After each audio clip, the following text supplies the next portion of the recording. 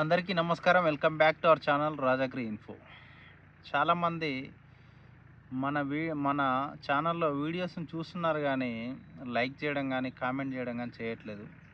దయచేసి లైక్ చేయండి మీకు కంటెంట్ నచ్చితే. ఎందుకంటే మీరు లైక్ చేసినప్పుడు మన ఛానల్లో ఇచ్చే ఇన్ఫర్మేషన్ మరికొంతమంది రైతులకి రీచ్ అయ్యి మన ఛానల్ డెవలప్మెంట్ జరుగుతుంది. అదేవిధంగా వాళ్ళు కోరుకున్న ఇన్ఫర్మేషన్ వాళ్ళకు దొరికినట్లు ఉంటుంది. సో మీకు కంటెంట్ నచ్చితేనే లైక్ చేయండి. ఒకవేళ కంటెంట్ నచ్చకపోతే కామెంట్లో మీకు కంటెంట్ నచ్చలేదు చేంజ్ చేసుకోమని చెప్పండి. నేను ఇంకా ఇంప్రూవ్ చేసి చెప్పడానికి ట్రై చేస్తాను. సో ఇంకా వీడియోలోకి వెళ్తే చాలామంది యంగ్ ఫార్మర్సు ఈ అగ్రికల్చర్లోకి రావాలి, జాబ్తో పాటు మనం ఈ హార్టికల్చర్ క్రాప్స్ కానీ అగ్రికల్చర్ క్రాప్స్ కానీ వాళ్ళు ఈ వ్యవసాయంలో ముందుకు ఒక స్టెప్ వేయాలని చూస్తున్నారు. వాళ్ళకి ఏంటంటే ముఖ్యంగా ఈ బత్తాయిలకు వచ్చినప్పుడు కొత్త కొత్త వెరైటీలు అనేవి మార్కెట్లోకి రావడం జరుగుతుంది. అదేవిధంగా కొంతమంది రైతులను అడిగినప్పుడు వాళ్ళు ఈ కొత్త రకాల వెరైటీల గురించి చెప్పడం, వాళ్ళకి ఏంటంటే చాలా ఇంట్రెస్టింగ్గా ఉండి కొత్త రకాలని మనము ఎవరు పండించినటువంటి రకాలను పండిద్దామనే ఈ తాపత్రయంలో పడి వాటి గురించి పూర్తిగా తెలియకుండా దాంట్లోకి అడుగుపెట్టిన తర్వాత వాళ్ళు బ్యాక్ స్టెప్ వేయడం జరుగుతుంది. సో అట్లా కాకుండా మీరు ఏ క్రాప్ గురించి అయినా సరే ముందు పూర్తిగా తెలుసుకున్న తర్వాత మీరు ఒక స్టెప్ ఇన్ అవ్వడము చాలా మంచి పద్ధతి. అయితే ఈ బత్తాయిలో ముఖ్యంగా మనకి జంబేరి కానీ, మనకి సాతుగూడి కానీ, న్యూసెల్లర్ కానీ, మాల్టా జెఫా, బ్రెజిలియను ఇట్లా కొత్త కొత్త రకాలు అనేవి మార్కెట్లోకి రావడం జరిగింది. అయితే ఈ కొత్త రకాలను మీరు సాగు చేయాలనుకున్నప్పుడు మాత్రం అనుభవం ఉన్న రైతుల దగ్గర సలహాలు తీసుకోండి. క్రాప్ ఏ విధంగా వస్తున్నది, కాయ సైజు ఏ విధంగా ఉన్నది, జ్యూస్ కంటెంట్ ఏ విధంగా ఉన్నది, చెట్టు రోగాలను తట్టుకునే విధంగా ఉందా, లేకపోతే ఎక్కువ వ్యాధులు వచ్చి దెబ్బతింటున్నదా, పెట్టుబడి ఎక్కువ వస్తున్నదా తక్కువ వస్తున్నదా, ఈ విధంగా మీరు అనుభవం ఉన్న రైతుల దగ్గర సలహాలు తీసుకొని మీరు ముందడుగు వేయడం మంచిది. అదేవిధంగా మనకి పాత రకాలైనటువంటి సాతుగూడి ఇంకా ఈ జంబేరి రకాలు తెలంగాణ ఇంకా ఆంధ్రప్రదేశ్లో చాలామంది రైతులు కొన్ని లక్షల ఎకరాల్లో సాగు చేయడం జరుగుతుంది. సో ఈ రెండు రకాలకు మీరు ఈ రంగాపూరు నిమ్మ మీద కనుక మీరు అంటుకట్టించుకున్నట్టయితే మీకు తెగుళ్ళని తట్టుకునే విధంగా మనకి మొక్కలు అనేవి తయారవడం జరుగుతుంది.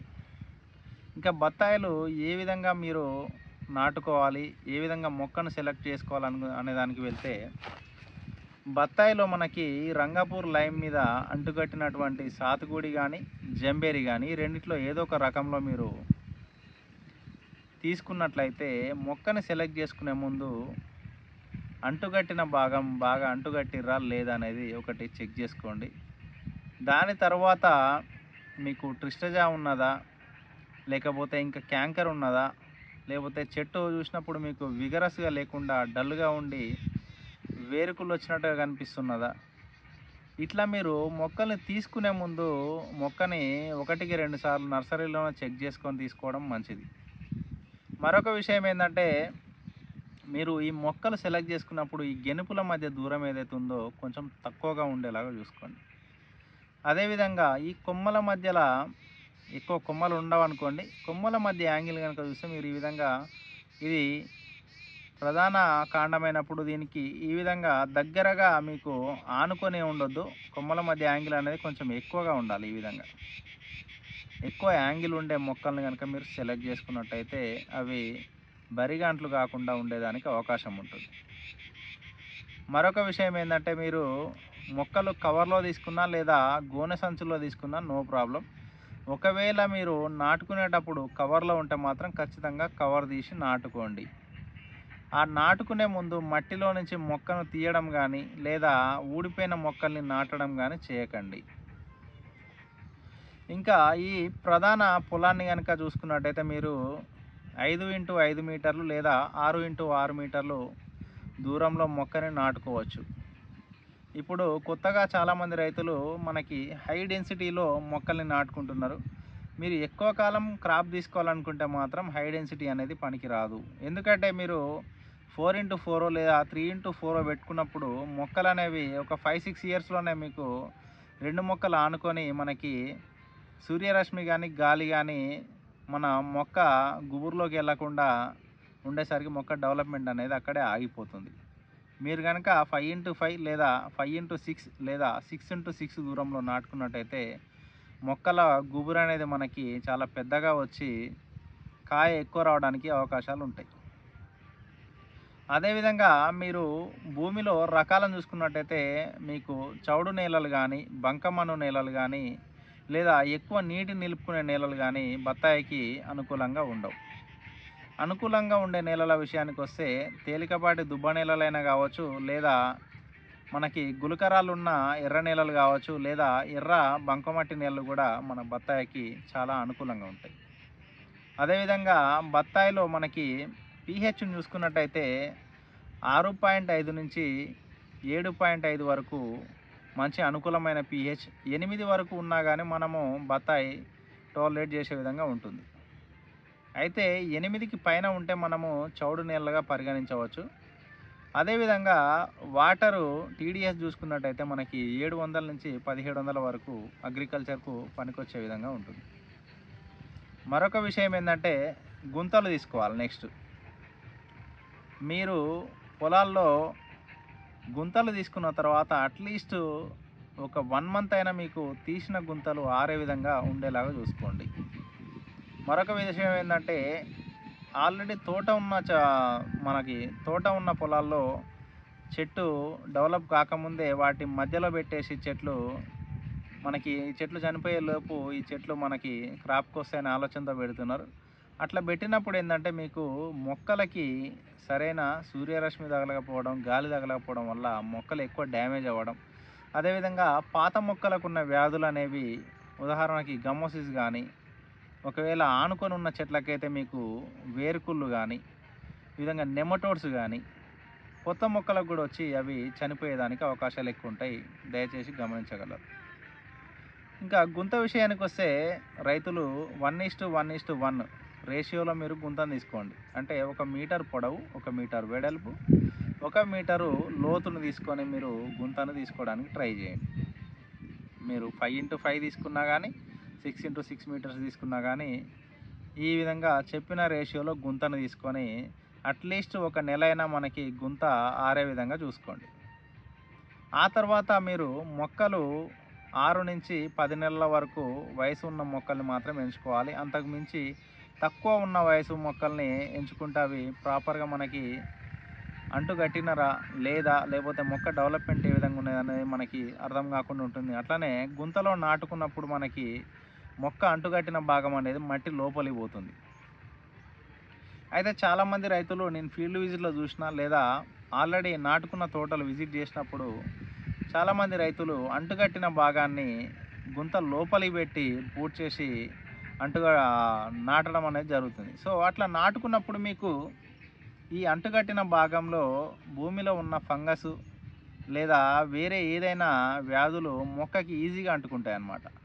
ఒక్కసారి అంటుగట్టిన భాగంలో కనుక మీకు గమ్మోసిస్ కానీ ఇట్లాంటి వ్యాధులు అది తడిసి లోపల ఈజీగా అటాక్ చేయడానికి అవకాశం ఉంటుంది. దయచేసి మీరు గుంత నుంచి 15 సెంటీమీటర్లైనా అంటుగట్టిన భాగం పైన ఉండే విధంగా చూసి నాటుకోండి. అయితే ఈ నాటుకునే ముందుగా మీరు బత్తాయి కోసం గుంత తీసిన భాగంలో మీరు ఒక తట్ట పశువుల ఎరువు, బాగా మాగిన పశువుల ఎరువు, దాంతోపాటుగా సింగిల్ సూపర్ ఫాస్ఫేట్ 1 kg, మీకు ఇంకొంచెం పెట్టుబడి పెట్టగలం అనుకుంటే వేపపిండి లేదా ఆముద పిండి, దాంతోపాటుగా పాలిడాల్ పౌడర్ కూడా వేసుకొని మొక్క కోసం గుంత తీసిన భాగం నుంచి తీసిన మట్టిని మీరు మళ్ళీ ఆ గుంతలో నింపుకున్నట్టయితే పై మట్టిని మొక్క మీకు మంచిగా ఎదగడానికి అవకాశం ఉంటుంది.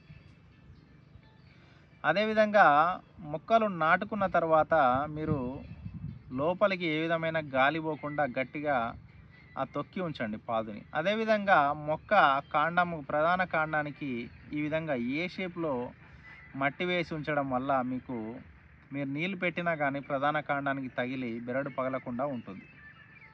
అదేవిధంగా నాటుకున్న వారం రోజుల నుంచి వాటర్ ఇవ్వడానికి ట్రై చేయండి.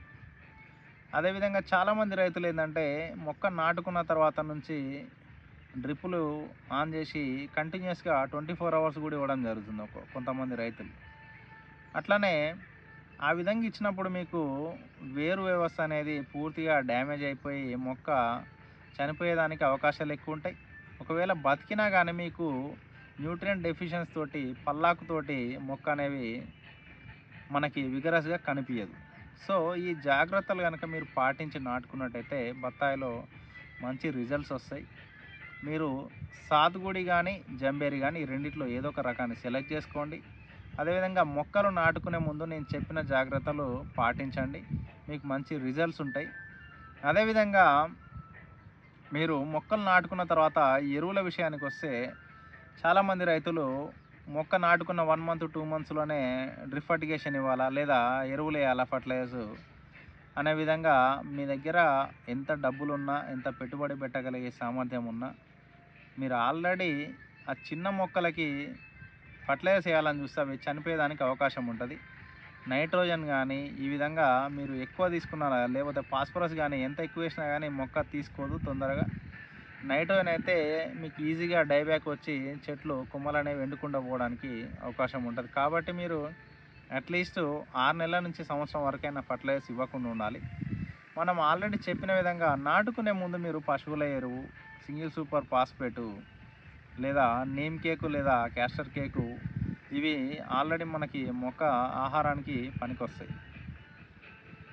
మీరు ఈ విధంగా చేసి తర్వాత ఫర్టిలైజర్స్ వేయకుండా మీరు పచ్చి రొట్టె ఎరువులను వేసుకోవడానికి ట్రై చేయండి.